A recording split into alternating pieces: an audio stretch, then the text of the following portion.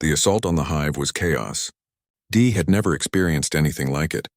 The noise was overwhelming: explosions, weapons fire, the screeching of wrecks, the shouts of humans. All of it blending into one continuous roar of battle. The humans attacked from 3 directions at once. Artillery from Firebase Una hammered the hive from orbit. Massive explosions tore holes in the organic structure. Infantry units rushed through the breaches. Fast, aggressive, unstoppable. The wrecks swarmed out to meet them. Thousands, tens of thousands. More than Day could count. The air became thick with their bodies. But the humans did not stop. They pushed forward. Step by step. Meter by meter. They killed everything in their path. Day stayed close to Sergeant Han's unit. He had no choice. The battle moved too fast to stay behind. He watched the sergeant fight. Han moved like a machine. Rifle fire, knife work, hand-to-hand combat when necessary. He never stopped. Never slowed. When his rifle overheated, he switched to his sidearm. When that ran out of ammunition, he used his knife. When a Vrex warrior got too close, he killed it with his bare hands. At one point, the unit got separated from the main force. They were in a narrow corridor deep inside the hive. Vrex came at them from ahead and behind. The soldiers formed a tight circle. Back to back, they fired outward, creating a wall of bullets that nothing could pass. But the Vrex kept coming. More and more of them. The soldiers ran out of ammunition. One by one, they switched to knives, to hand weapons. They fought with everything they had. Dee expected them to die, all of them. This was the end. Then reinforcements arrived. Another unit had heard their distress call. They came through the walls. Literally. They used explosives to blow through the organic structure. They pulled Han's unit out, gave them ammunition, patched their wounds. Then they all pushed forward together. That was when Day truly understood. Humans did not just fight for the civilians they were rescuing. They fought for each other. Every soldier was willing to risk death to save another soldier. They formed bonds stronger than logic, stronger than self-preservation. They were not individuals fighting together. They were a family going to war. The humans pushed deeper into the hive. The organic walls pulsed around them. The smell was terrible. Death and decay and alien biology.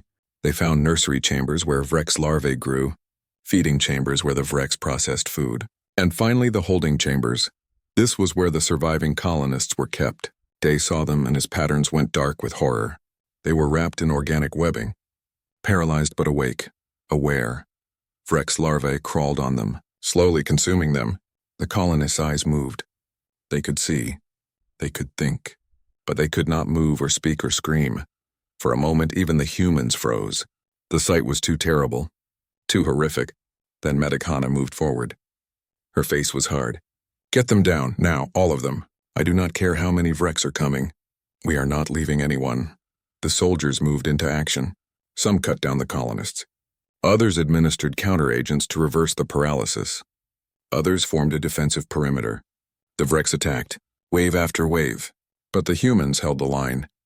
They bought time for the medics to work. Private Tay found his sister. She was barely alive. The larvae had done terrible damage. But her eyes recognized him. Tears ran down her face. Tay cut her free. He held her. He whispered to her, "You are safe now. I have got you. You are coming home." They saved 237 colonists, every single one who was still alive. They carried them out through the battle. Through the chaos, soldiers gave up their own protection to shield the civilians. They took wounds meant for the people they were rescuing. Some died so others could live. Then the Vrex Queen appeared. She was massive, bigger than a transport vehicle, surrounded by elite guards.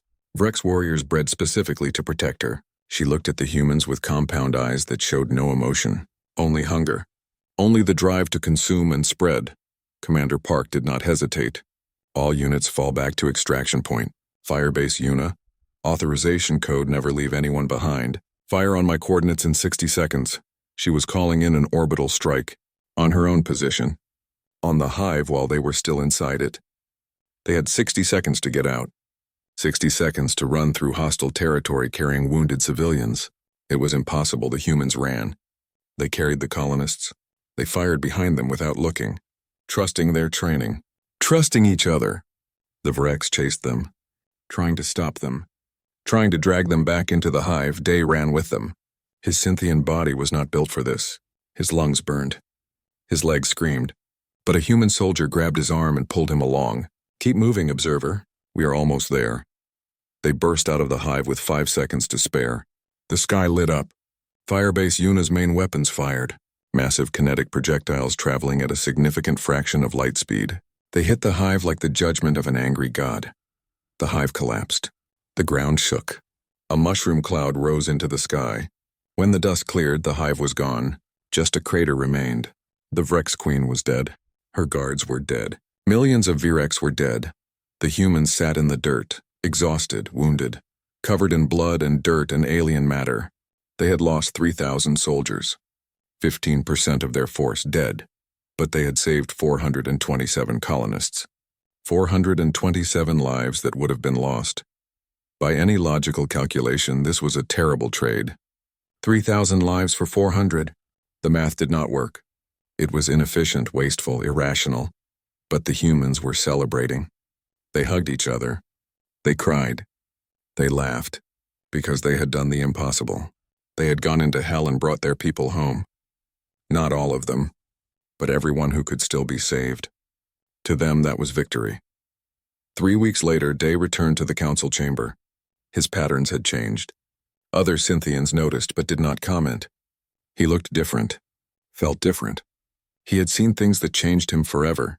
He delivered his report. The data was complete. Combat effectiveness ratings, tactical analysis, casualty reports, all the numbers and facts the council wanted. But the numbers did not tell the real story. The council asked for his assessment of human military capability. Day stood before them. His patterns settled into absolute certainty colors, a color his species rarely used. Humans are not the strongest species. They are not the smartest. They are not the most advanced. But they are the most dangerous. Do you know why? Because they refuse to quit. They refuse to accept defeat. They refuse to leave their people behind. These are not tactics. These are not strategies. These are fundamental aspects of what humans are. He paused. His next words were heavy. I watched humans fight for a single world. They lost thousands of soldiers to save hundreds of civilians. By our mathematics, this is inefficient. By theirs, it is victory. Because to humans, every life matters. Not just their own lives, everyone. They will sacrifice everything to save someone else. Even a stranger. Even someone they have never met. The Arbiter's energy cage pulsed.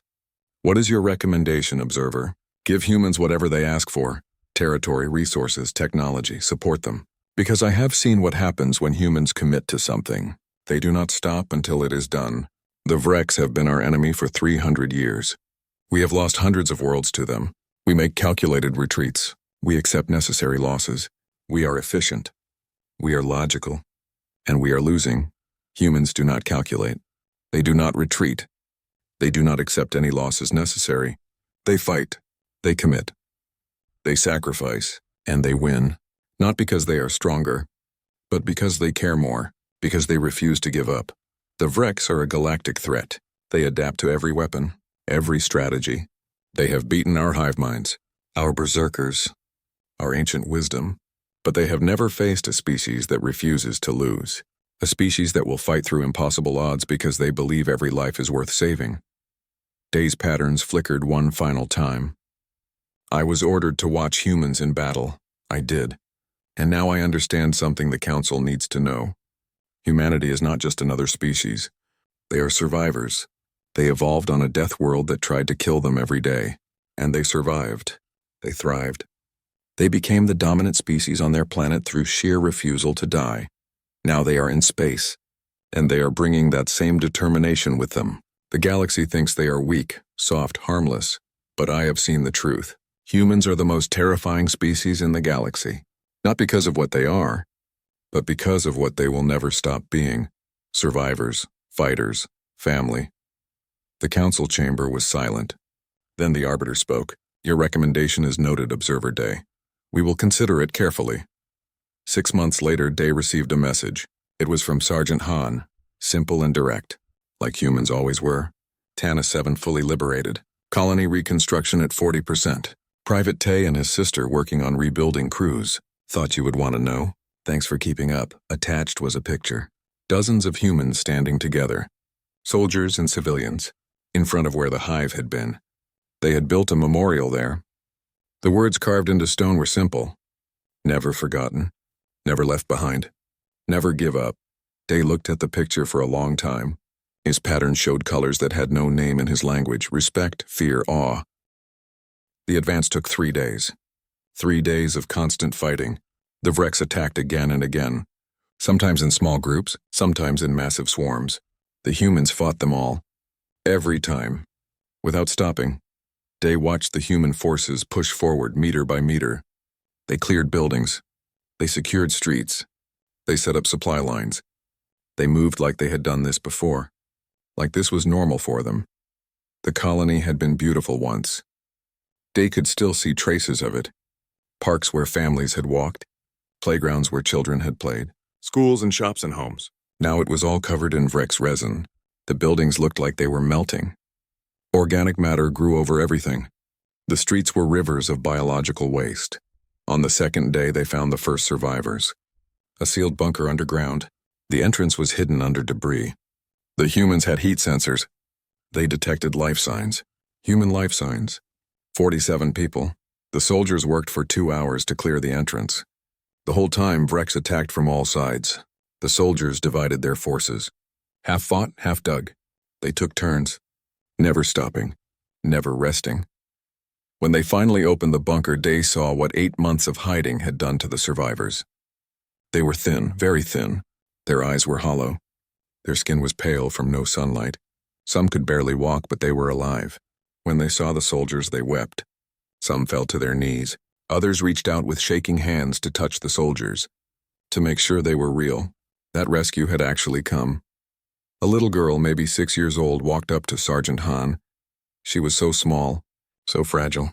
"Are the monsters gone?" she asked in a tiny voice. Han knelt down to her level. The big, scared soldier suddenly looked gentle. "Not yet, but soon. I promise. We are going to make them go away. Then you can go home, but this is home." The girl looked confused. "This is where I live." Han's jaw tightened. Day saw pain in the soldier's eyes. "Then we will build you a new home. A better one. I promise." He picked up the girl and carried her to the evacuation transport. Other soldiers did the same. They carried the survivors who could not walk. They shared their food with those who were starving. They gave their water to the thirsty. These soldiers, who had been fighting for days without rest, still found strength to help civilians. That night, Day sat with Private Tay. The young soldier was eating his ration. It was not much food, just compressed nutrients and water. But he ate slowly, carefully, making it last. "Did you give your food to the survivors?" Day asked. Tay nodded. "They need it more than I do. They have been starving for months. I can manage. You are fighting. You need energy. Your body needs fuel." Tay smiled, a tired smile. "That is very logical, Observer Day. But humans are not always logical. We take care of each other first. We take care of ourselves second. That is our way." Day was beginning to understand something profound about humans. They operated on different rules than other species. Other species calculated. They weighed costs and benefits. They made rational decisions. Humans did something else. They felt, they connected. They sacrificed. It was inefficient. It was illogical, and it made them stronger. On the third day, they reached the center of the colony, or what was left of it. The Vrex had built their primary hive here. It was massive. A mountain of organic material that rose hundreds of meters into the sky. It pulsed, it moved. It was alive in a way that made Day sick to look at. Commander Park called a meeting of the senior officers. Day was allowed to attend. The commander's face was grim. "Intelligence confirms there are survivors inside the hive. Approximately 200. The Vrex are keeping them alive as food for larvae. We have maybe 48 hours before they are consumed completely." The officers looked at the tactical displays. The hive was defended by tens of thousands of Vrex warriors, maybe more. The human force had been reduced by constant fighting. They had maybe 15,000 combat-effective soldiers left. Day spoke up. His patterns showed concern colors. "Commander, the logical course of action is to extract the survivors you have already found and call for orbital bombardment. The tactical situation is unsustainable. All the officers turned to look at him. Their expressions were not angry, just determined. Commander Park spoke softly. Observer Day, we appreciate your input, but there are 200 human beings in that hive. As long as they are alive, we are going to try to save them. That is not negotiable. That is not up for debate. That is what we do. But you will lose hundreds more soldiers, thousands maybe. The numbers do not make sense. Sergeant Han leaned forward. His voice was hard. You talk about numbers like they are just data. But every number is a person, a life, someone's family. We do not do math when we decide who is worth saving. Everyone is worth saving. We go in, we get our people. We all come home. That is the human way. Day realized that arguing was pointless. The humans had made their decision. Logic would not change their minds. Data would not persuade them. They were going to assault an impossible position because they refused to leave people behind. It was insane. It was beautiful. It was terrifying. The attack was planned for dawn. The humans spent the night preparing. They checked weapons. They wrote letters to their families, just in case. They said quiet goodbyes to each other. Not dramatic farewells, just simple words. See you after. Stay alive. Watch your back. Day found Private Tay sitting alone. The young soldier was looking at the hologram of his sister again. Did you find her? Day asked. Among the survivors? Tay shook his head. Not yet, but I will. She is alive. I know she is. I can feel it. That is not logical. Feelings are not reliable data. Tay looked up at him. For the first time, the young soldier looked his age. Young and scared and hopeful. You are right, observer. It is not logical. But humans are not machines. We are not computers. We feel things. We hope, we believe. Even when it does not make sense. Maybe especially when it does not make sense. That is what keeps us going when everything else says to give up. Dawn came. The human forces assembled. 15,000 soldiers facing a hive of millions. Day calculated their chances of success. Less than 5%. Probably less than 1%. They were going to die. Most of them. Maybe all of them. But as he looked at their faces, he saw no fear. Only determination. They knew the odds. They understood the danger. They were going anyway. Commander Park's voice rang out over the radio. All units, this is it. This is what we came for. Those people in there are depending on us. The galaxy thinks we cannot do this. They think we are too weak, too small, too human. Let us show them what humans can do. Let us show them that we never give up, never surrender, never leave anyone behind. For Tannis 7 for our people. For humanity, the soldiers roared. Not words. Just raw emotion, defiance, courage. Love for each other and for the people they were trying to save. It was the sound of 15,000 humans refusing to accept the impossible. Then they charged. Straight at the hive, into certain death. Without hesitation, without doubt, and Day went with them. The drop pod shook violently as it fell through the atmosphere. Day could hear metal groaning under stress. The heat shields glowed orange, then white. The temperature inside the pod climbed. Sweat ran down the soldiers' faces. They did not speak. They just held on. Through the viewport, Day saw flashes of light, explosions. The Vrex were firing at them. Anti-air weapons tracked the falling pods. Lines of plasma fire cut through the sky. A pod near them exploded. 1 second it was there. The next second it was gone. Just a ball of fire and debris. 8 soldiers dead in an instant. The humans in Day's pod tensed but said nothing. Their faces showed no fear. Only focus. Another pod died. Then another. Day watched the counter on his screen. 20 pods gone, 30, 40. Each one meant 8 dead soldiers. The math was brutal. They were losing hundreds of troops before they even touched the ground. But the pods kept falling. They did not slow down. They did not turn back. They just kept coming, impact. The pod hit the ground hard, very hard. Day's teeth clacked together. His vision went dark for a moment. Pain shot through his body. He heard metal tearing. The smell of smoke and chemicals filled the pod. The side panels blew off with explosive charges. Bright sunlight flooded in. Hot, humid air, and a smell that made Day's patterns flicker with disgust. Sweet and rotten at the same time. The Vrex smell, chemical signals they used to communicate. To humans, it smelled terrible. To Day's sensitive Cynthian nose, it was overwhelming. Move, move, move, a soldier shouted. They unbuckled and poured out of the pod. Weapons up, moving fast but not running. controlled, disciplined. Day stumbled after them. His legs were shaky from the impact. Around him, other pods were landing. Hundreds of them. The humans formed defensive positions immediately. No confusion, no chaos. They had practiced this. They knew what to do. Commander Park's voice crackled over the radio. All units, this is command. Welcome to Tanis 7, defensive perimeter. Watch your fields of fire. Contact in 3, 2, 1. The Vrex came over the ridge like a wave. Thousands of them. Maybe tens of thousands. They looked like giant insects made from nightmares. 6 legs each. Bodies covered in dark chitin. Mandibles that clicked and snapped. They moved fast, very fast. And they made a sound. A clicking, screeching sound that hurt Day's ears. Contact. Multiple targets, fire! The humans opened fire. The sound was deafening. Day had heard weapons fire before, but never this many at once. Never this close. The air itself seemed to shake. Bullets tore through Vrex bodies. The creatures fell, but more came behind them. Always more.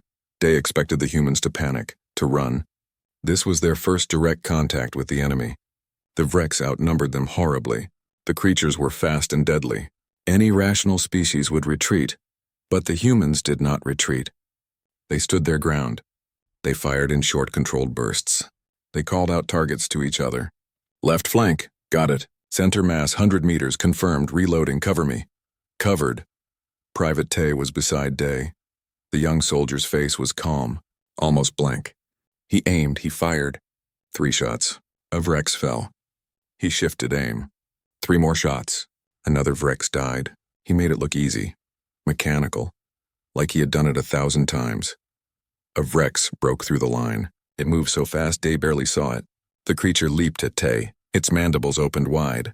Acid dripped from them. Tay thought he was about to watch the young soldier die. Tay dropped his rifle. His hand moved to his belt. A knife appeared. He stepped into the Vrex's attack instead of away from it. The knife went up under the creature's head, into its brain. The Vrex died instantly. Tay pulled his knife free and picked up his rifle. All in 3 seconds. Then he went back to shooting as if nothing had happened. The battle lasted 20 minutes. Today it felt like hours. The Vrex kept coming. The humans kept killing them. Bodies piled up. The ground became slippery with alien blood. The air was thick with smoke and the smell of death. Finally, the Vrex pulled back. They retreated over the ridge. The clicking, screeching sound faded. Silence fell. Or not quite silence. Day could hear humans breathing hard. Reloading weapons. Calling out status reports, Day looked around. The ground was covered with dead Vrex, hundreds of them. Maybe 1,000. How many humans died? He counted. 12 bodies in human uniforms. 12 dead. Against 1,000 or more Vrex. But the humans were not celebrating. They were working. Medics moved through the area. They treated wounded soldiers. They checked the dead to make sure they were really dead. Other soldiers set up stronger defensive positions. They placed sensors. They established communication relays. They prepared for the next attack. Medic Hana Choi worked on a soldier with acid burns. The man screamed. The pain must have been terrible, but Hana's hands were steady. She cleaned the wound, applied medication, wrapped it. Her face showed no emotion. Just focus, just the job. Day's patterns were flickering wildly. He had never seen anything like this. The efficiency, the discipline, the absolute refusal to panic. These were not elite super soldiers. They were regular humans, average soldiers. And yet they fought like they had been doing this their entire lives. Commander Park's voice came over the radio again. Good work, everyone. That was the easy part. Now we advance. Primary objective is the colony center. Intelligence suggests survivors in the underground shelters. We move in 5 minutes. Rest while you can, the easy part. Day stared at the field of dead Vrex. At the 12 dead humans. At the smoke rising from destroyed equipment. That was the easy part. Sergeant Han appeared beside him. The big man was bleeding from a cut on his arm. He did not seem to notice. You look confused, observer. Day's pattern settled on honesty blue. I am trying to understand. Your species faces overwhelming odds, extreme danger, death, and yet you do not retreat. You do not show fear. How Han smiled. It was not a happy smile. It was the smile of someone who had seen too much death and learned to live with it. Fear is natural. We all feel it. But fear is not what matters. What matters is what you do despite the fear. We are afraid, but we are here anyway. Because those survivors down there are depending on us, we do not let our people down ever. The sergeant walked away to check on his troops. Day stood alone among the humans. He watched them prepare to advance deeper into hostile territory, into more danger, more death, and they did it without hesitation, without doubt. For the first time in his life, Day understood that observation was not enough. You could not understand humans by watching from a distance. You had to be here, in the mud and blood, in the fear and pain. Only then could you see what they really were. They were not the strongest species. They were not the smartest. But they were something else, something more dangerous than strength or intelligence. They were unstoppable. The next 2 days were strange for Day. He watched the humans prepare for battle. He had watched other species prepare before, but humans were different. The Carathians prepared by working themselves into a rage. They screamed and beat their chests. They challenged each other to fights. By the time they went to battle, they were already half crazy with bloodlust. The Eldari did not prepare at all. They simply existed as a perfect unit. One mind, many bodies. There was no need for training when you shared a single consciousness. The Tarkesh prepared through ritual, ancient ceremonies passed down for thousands of years. They meditated. They prayed to their gods. They spoke old words in old languages. Humans prepared through repetition.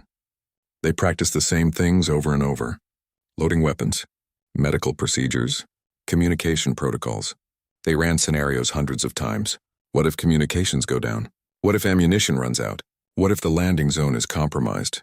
They had backup plans for their backup plans. Day watched a squad of soldiers practice a rescue operation. They did it 20 times in a row. Each time their instructor changed something. An injury, a blocked path, enemy fire from an unexpected direction. The soldiers adapted each time. They never complained. They just learned and tried again. But what surprised Day most was how the humans treated each other. They bonded. They formed connections that seemed to go beyond simple military camaraderie. They ate meals together. They shared stories. They showed each other pictures of their families. Private Tae Lee was a young soldier. He looked barely old enough to be in the military. One evening, he approached Day in the mess hall. He held a small holographic projector. "Observer Day, can I show you something?" The hologram showed a young woman. She had the same eyes as Tae, the same smile. His sister, Tae explained. "She lived on Tanis 7, or she did. We do not know if she is alive. We have not heard from anyone on the planet since it went dark." Day looked at the young man's face. He saw pain there, hope, determination. "Why are you showing me this?" Day asked. "Because I want you to understand." Tae's voice was quiet but firm. "This is not just a mission to us. These are our families, our friends, our people. When we go down there, we are not fighting for territory or strategy. We are fighting for them." That night, Day could not rest. His patterns flickered with confusion. He had observed dozens of battles, but he had never seen soldiers care so deeply about the people they were fighting for. Most species fought because they were ordered to, because it was their duty, because it was logical. Humans fought because they cared. It made them emotional, unpredictable. By all tactical reasoning, emotions were a weakness in combat. But as Day watched the humans prepare, he began to wonder if maybe emotions were also a strength. On the final night before the drop, Day found Sergeant Han standing alone in the observation deck. The sergeant was looking down at Tanis 7. The planet looked peaceful from orbit, beautiful even, blue and green and white. No sign of the horror that had consumed it. "You think we are going to die down there?" Han spoke without turning around. It was not a question. "You calculated the odds. You saw the numbers. You think this is suicide?" Day's patterns shifted to honesty colors. "I have analyzed the tactical situation. The probability of success is extremely low." Han finally turned to look at him. The sergeant's face was hard, scarred, but his eyes held something Day had never seen in a soldier before. Not rage, not fear. Something else. "Maybe we will die. Maybe most of us. Maybe all of us. But we are going anyway. Do you know why?" Day shook his head. "Because leaving them down there is not an option. Because we are human and humans do not abandon each other. Because every single person on that planet is somebody's child, somebody's parent, somebody's friend. They are ours, and we will bring them home or die trying." Han paused. His next words were quieter, You come from a peaceful species, observer. Your people solved war thousands of years ago. You watch battles like they are academic exercises, data to be collected and analyzed. But war is not academic. It is personal. It is painful. It is about choosing to stand up when everything in the universe is trying to push you down. The sergeant looked back at the planet. We are not the strongest species. We are not the smartest. We are not the oldest or wisest. But we are the species that refuses to quit. That is what makes us human. We go anyway. Day left the observation deck with much to think about. He returned to his quarters and tried to understand what he was feeling. His patterns were confused. Multiple colors at once. His species did not do this. They were always clear, always certain. But being around humans was making him uncertain. They did not follow logic. They followed something else, something deeper, something that existed before logic, before civilization, before intelligence itself. The animal drive to protect the pack, to fight for family, to never leave anyone behind. Morning came too quickly. The alert sirens woke everyone on the station. This is Commander Park. All units report to drop pods. Mission is go. Time to bring our people home. Day made his way to the drop pod bay. Soldiers moved around him with practiced efficiency. No panic, no chaos, just smooth coordination. They checked each other's equipment. They helped each other with straps and buckles. They shared quiet words. Good luck. See you on the ground. Come back alive. Day was assigned to a pod with Private Tay and 5 other soldiers. The pod was cramped, designed to fit 8 people pressed close together. The soldiers strapped themselves in. Day did the same. His harness was uncomfortable against his Synthian body. Humans were not shaped like him. The pod door sealed with a hiss. Red lights bathed everything. The soldiers were quiet now. Some closed their eyes. Some moved their lips in silent prayers. Tay held a picture of his sister. His fingers were white where he gripped it. Commander Park's voice came through the speakers. All units, this is command. Today we do something the galaxy thinks is impossible. Today we take back what is ours. Today we show the Vrex that humans do not give up. Ever. You have trained for this. You are ready. Trust your training. Trust each other. And remember why we fight. For those who cannot fight for themselves. Launch in 30 seconds. The countdown began. Day's patterns flickered wildly. Fear, anticipation, something he could not name. He had observed many battles from safe distances, from command ships, from orbital stations. He had never been in a drop pod before. Never been this close to actual combat. 10 seconds, 9, 8. One of the soldiers, a woman named Hana, spoke quietly. If any of you do not make it, I will personally visit your families and tell them you died with honor. The others nodded. And if you do not make it, we will do the same for you. 3, 2, 1. The drop pod launched. Day felt his body press hard against the restraints. The acceleration was brutal. Outside the small viewport, he saw hundreds of other pods launching. A swarm of metal descending toward the planet like falling stars, and far below, the Vrex were waiting. Dai stood in the great crystal chamber that floated in space. His silver skin glowed with soft blue patterns. These patterns showed his feelings to others of his kind. Right now they showed he was calm and ready to work. The chamber was huge. 1,000 different alien species came here to talk about important things. War, peace, death, life. The walls were made of crystal that bent light in strange ways. Outside the windows, a neutron star spun and glowed. Inside, floating screens showed battles happening far away across the galaxy. Day was an observer. His job was simple but important. He watched battles. He studied how different species fought wars. Then he wrote reports about what he saw. His people, the Synthians, had not fought wars for thousands of years. They were peaceful. They used their minds to talk to each other without words. They were smart and calm. For the past 3 years, Day had watched many battles. He saw the Carathians fight. They were huge and strong, covered in thick armor that grew from their own bodies. They screamed and charged at their enemies like wild animals. He saw the Eldari fight. They were a hive mind, thousands of bodies sharing one brain. They moved together like water, perfectly coordinated. He saw the Tarkesh fight. They were old and wise, using battle plans that took months to create. All of them were fighting the same enemy. The Vrex. The Vrex were like giant insects that ate everything. They came in swarms of millions. When they took over a planet, they ate it. The people, the plants, the buildings, everything. Then they moved to the next planet. The galaxy had been fighting the Vrex for 300 years. Hundreds of worlds were already gone. Today, Day received a new assignment. The Arbiter spoke to everyone in the chamber. The Arbiter was not solid. It was pure energy trapped inside a cage made of light and math. When it spoke, everyone heard it in their own language. The humans want an observer. They are planning a military campaign. Observer Day will go and watch them fight. Day's patterns flickered. Humans. He knew about humans, but not much. They were new to space travel. Very new. Only 70 years ago they learned how to fly faster than light. Most species needed thousands of years to reach that level, but humans did it fast. Too fast, some said. Other species did not respect humans. The Carathians had a saying about them. Humans are good at fixing broken machines, but you would never send them to war. Day had heard many jokes about humans. They were weak, small, soft. They had no natural weapons, no armor, no telepathy. Nothing special, but humans spread fast. They built colonies on planets that other species thought were too dangerous or too poor. Worlds with bad weather, thin air, harsh conditions. Humans did not care. They went there anyway and built their cities.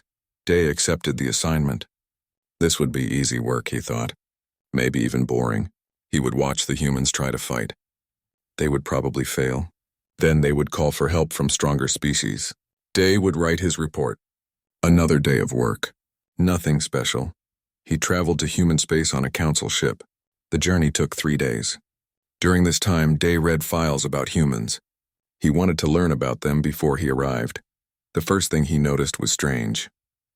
Earth, the human homeworld, was classified as a death world. Day read that twice to make sure he understood correctly. Death worlds were rare, very rare. They were planets where life was so hard, so dangerous that most species went extinct before they could evolve intelligence. Earth had extreme weather. Hurricanes, earthquakes, volcanoes, ice ages. The temperature changed wildly. The plants and animals were deadly. Everything on Earth seemed designed to kill. And yet humans survived. More than survived. They thrived. They became the top species on their planet. The file mentioned several strange human traits. Persistence hunting, pack bonding, pattern recognition, endurance. That word appeared many times. Endurance. Humans could keep going when other species stopped. They could run for hours, days even. They chased their prey until it collapsed from exhaustion. They did not have speed or strength, so they used time instead. They just kept going. Day thought this was interesting, but not important. Every species had survival traits. The Carathians had strength. The Eldari had coordination. The Tarkish had wisdom. Humans had stubbornness, so what? On the third day, the ship arrived at Firebase Una. This was a human military station in space. It was huge, as big as a small moon, but it looked different from other species' stations. Most military stations were beautiful. The Eldari made theirs look like art. The Tarkesh built theirs to show their ancient culture. Even the brutal Carathians decorated their stations with trophies and symbols. Firebase Una had none of that. It was all function. Every part of it had a purpose. The walls were thick armor. The corridors were wide for moving troops quickly. There were weapons everywhere. Medical stations, repair bays, storage. Everything was built for war and nothing else. When Day stepped off his ship, he saw humans for the first time in person. They were varied. Some were tall. Some were short. Their skin came in different colors. Their features were different. This surprised him. Most species looked the same as each other, but humans had diversity. A human soldier met him at the docking bay. Commander Jin Park. She was shorter than Day, with dark hair pulled back tight. Her eyes were sharp.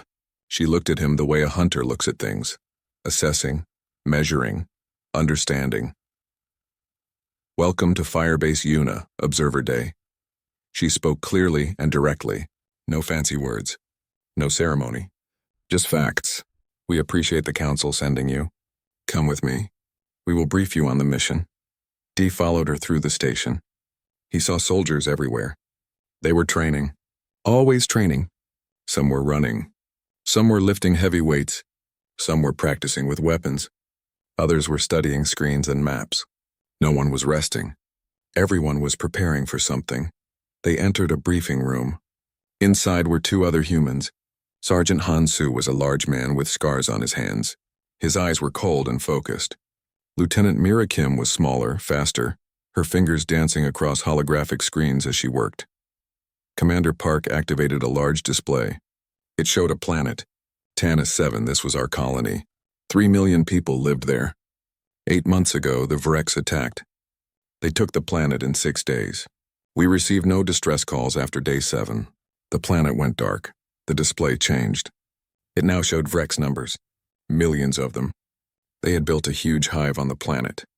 The hive was growing. Soon they would have enough numbers to attack other worlds. Standard council procedure would be orbital bombardment. Commander Park's voice was flat. Burn the planet from space. Kill everything. Deny the Vurex their breeding ground. She looked directly at Day. We are not doing that. We are going down there. We are taking back our planet. And we are bringing our people home. Day's patterns flickered with confusion. He looked at the numbers again. The humans had 20,000 soldiers. The Vrex had millions. This was suicide. Mathematical certainty. They would all die. He said so, politely, using careful words.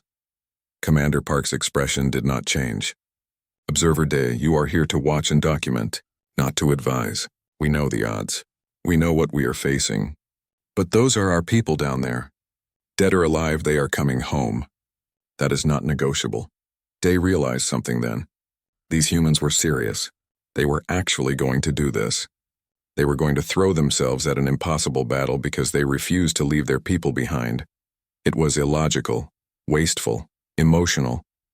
And yet, looking at Commander Park's face, Day saw no doubt, only determination. Cold. Hard. Absolute. For the first time since accepting this assignment, Day felt something he had not felt in years. Fear.